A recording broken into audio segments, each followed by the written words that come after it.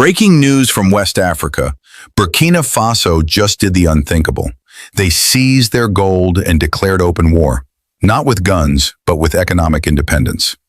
Captain Ibrahim Traoré has just sent a message loud and clear to the world. Neocolonialism is no longer welcome in Africa. For decades, Africa's wealth, especially gold, oil, and minerals, has filled the vaults of foreign powers, while African nations struggle with poverty. But this time, things are different. The Burkina Faso government, under the bold leadership of Captain Ibrahim Traoré, has seized control of gold reserves previously exported under foreign contracts. This gold, once quietly flown out to Europe, will now stay in Burkinabe hands. It's no longer just about gold.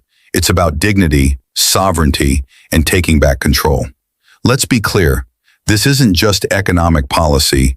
This is a declaration of war against neocolonialism, the modern system where foreign governments and corporations extract resources and influence politics in Africa through debt, manipulation, and unfair trade.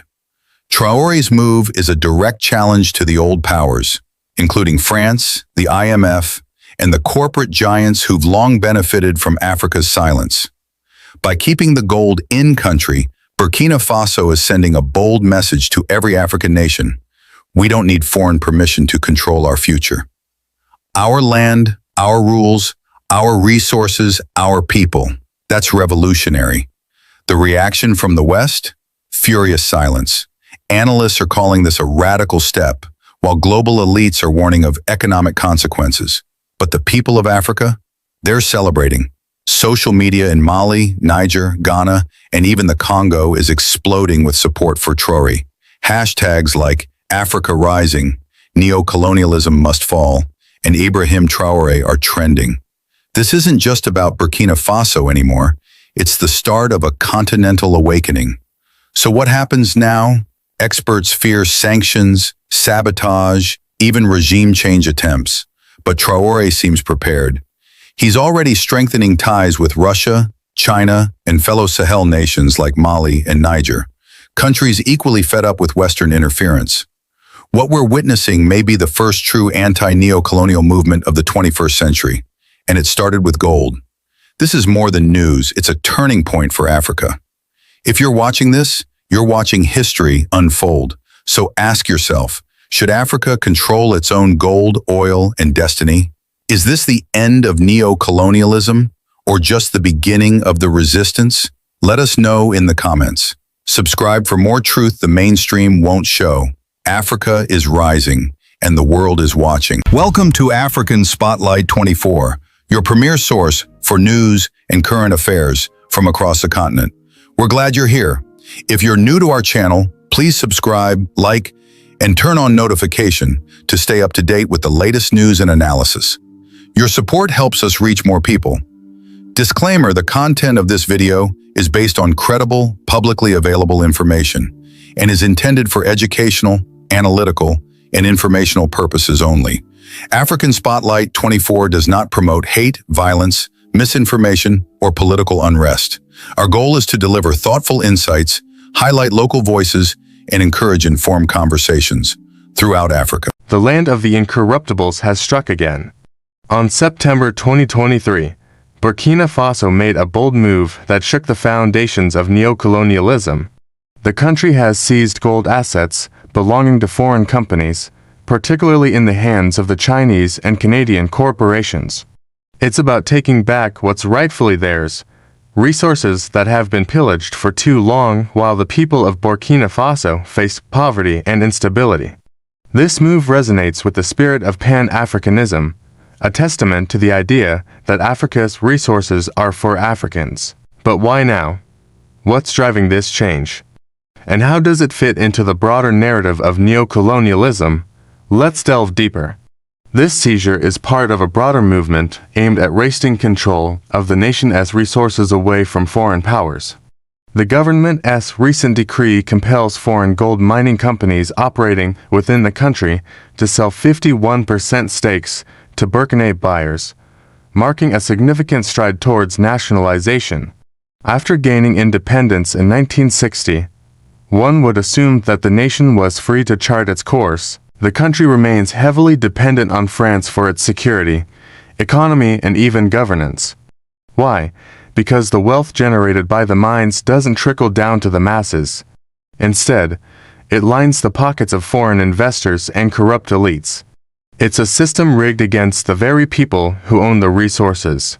France's long shadow looms large over Burkina Faso, stifling the nation's ability to assert its sovereignty. This young military leader wasn't satisfied with the status quo. The streets were a battleground between protesters and security forces. Traoré's decision to dissolve the country's parliament and postpone elections fueled the flames of discontent. Some saw it as a betrayal, a deviation from the initial goals of the revolution. He pushed for even deeper reforms, including those affecting the security sector. The young revolutionary leader has taken a bold stand against neocolonialism in the form of an unexpected ally, China. His vision, a complete overhaul of the system that had kept Burkina Faso shackled to neocolonialism. They've initiated legal proceedings against companies that fail to comply with the new regulations, signaling a serious commitment to this reform. It challenges the neocolonial order, serving as a beacon of hope for other African nations grappling with similar issues. The spirit of Pan-Africanism, which advocates for the unity and self-governance of African nations, drives this movement. This is a story that goes beyond headlines, a story of courage, resilience, and the unwavering pursuit of freedom. It's the story of Burkina Faso, a small nation with a big dream, a dream of a future where it's in control of its destiny. It's a call to action, a reminder that true independence isn't just about political freedom, it's also about economic emancipation. This surprising alliance underscores the lengths to which Traoré is willing to go to liberate his country from neocolonial constraints. It's a symbol of the nation's wealth, a resource that has been exploited for decades by foreign companies, particularly Canadian and Chinese firms. Together, we can explore, learn, and inspire positive change. Stay tuned for more informative and engaging content. We bring you the latest news, stories, and developments from across the continent and beyond, all through an African lens. Our team works tirelessly to ensure that you get the most accurate and insightful information. These companies have reaped massive profits while Burkina Faso and its people remain mired in poverty. But one couldn't be further from the truth. The puppet masters in Paris still held the strings. It's about taking control of their own resources, a fundamental aspect of national sovereignty. This isn't just about gold. You can also connect with us on social media to engage in discussions, share your thoughts, and stay updated on the latest content. Before we continue, please take some time to subscribe. International mining companies have traditionally held significant sway over the country's economy and politics. They've exerted undue influence, often at the expense of the local population. The Burkina government's efforts to curb this influence have been met with resistance, legal challenges, and even threats. If you enjoy our videos, support us by becoming a member.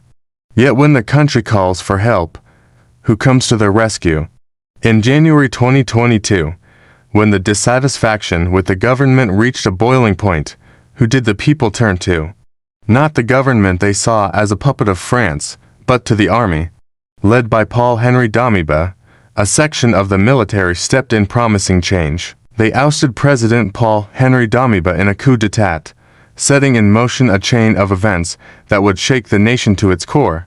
France, eager to preserve its sphere of influence rather than genuinely helping a brother nation in need, it's a classic neocolonial move.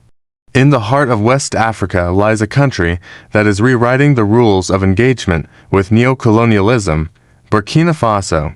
While the rest of the continent dances around the tunes of foreign investors, Burkina Faso stands firm, ready to challenge the status quo. These aren't your typical power grabs. They are indeed revolutions against the backdrop of growing discontent over the handling of the internal conflict by the then leadership. These conflicts, deeply rooted in ethnic tensions and the struggle for control over natural resources, had threatened the very fabric of the nation. This tiny landlocked nation, once known as Upper Volta, is making dense strides towards true independence. It's a tale of neocolonialism, a system where the West exerts its dominance not through overt military control, but through economic manipulation and political influence. The year 2020 marked a turning point when Captain Ibrahim Traoré took the reins of the nation following to successful coups that ousted previous leaders. At first glance, the military intervention might appear to be an internal affair, a palace coup if you will. However, the story goes much deeper. Now let's rewind a bit. Burkina Faso was once a French colony, a relic of the past when European powers carved up Africa like a piece of cake. Fast forward to today. Despite being independent on paper, Burkina Faso still grapples with the vestiges of colonialism, serving as a classic example of how neocolonialism operates. Take the economy, for instance. Despite being rich in gold, one of the world's leading producers, Burkina Faso still struggles with poverty. Then there's the security apparatus. Burkina Faso faces numerous threats from extremist groups, perpetuating a climate of fear and instability. The recent developments in the country serve as a clear example of this struggle. Then came September 2022. The name Ibrahim Traoré echoes with revolution, but his path was met with resistance. By February 2023, tensions were high. However, Traoré stood firm. He believed that these measures were necessary to break free from the shackles of neocolonialism. Now let's fast forward to the present day. Despite strained relations between the military, junta and China, which had previously provided millions of dollars in aid, Traoré has sought Beijing's assistance in developing the nation's gold and uranium sectors. So why gold? Gold is more than just a precious metal in Burkina Faso. The solution proposed by the charismatic leader, nationalization. The recent decree compelling foreign gold mining companies to sell 51% stakes to Burkina buyers is a step towards this goal. However, this move hasn't come without its challenges. Nevertheless, the government stands resolute. The impact of these changes resonates far beyond Burkina Faso's borders. The road ahead is undoubtedly fraught with challenges. The government's drastic measures may seem unsettling, but they are part of a larger movement towards self-determination. As the world watches, Burkina Faso is taking a stand against the exploitation, the oppression, and the neocolonialism that has held back its progress for far too long. Join the conversation. What are your thoughts on Burkina Faso's bold move against neocolonialism? Share your insights in the comments below. Your voice matters. Let's discuss. And thank you for joining us on this journey of discovery and enlightenment. If you're as passionate about Africa as we are, you'll love our content. And if you want to be part of our vibrant community, simply hit that subscribe button and join our growing family.